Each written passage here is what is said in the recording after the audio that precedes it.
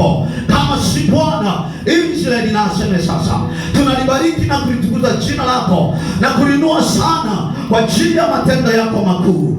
Umetuepusha na ajali, umetuepusha na mambo mengi, umetupusha katikati ya bonde la uvuli wa mauti. Bwana, umekuwa pamoja nasi, mkono wako na neema yako Bwana limeendelea kutufariji, gongo lako na fimbo yako Bwana vyatufariji. Umetubeba Bwana, umetusaidia Mfalme, nasi tuko mbele zako, tunalitukuza jina lako, tunalibariki jina lako kwa ajili ya matendo yako makuu.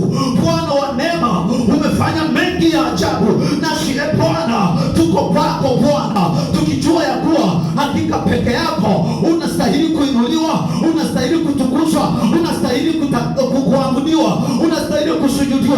Bwana Mungu mtakatifu, tunakushukuru. Najua tuko mahali hapa Bwana, tunatisha kabisa mamlaka zote za yule adui, nguvu zote za uharibifu, nguvu zote za giza, mamlaka yote ya kipepo ya kwamba haina nafasi, maana tumetambua peke yako Bwana ndio unastahili kuabudiwa, ndio unastahili kutukuzwa, ndio unastahili kuinuliwa. Katika jina la Yesu peke yako Bwana tunatangaza na anga lijue ya kwamba Bwana wa mabwana ndiye mwenye kusifiwa, Bwana wa mabwana ndiye mwenye kuabudiwa, Bwana wa mabwana ndiye anayestahili. Bwana unastahili, na sisi watoto wako tumekuja ili tukushikie, tumekuja ili tujifunze kwako. Bwana wa neema, utujalie na kutufunulia siri za ufalme wako.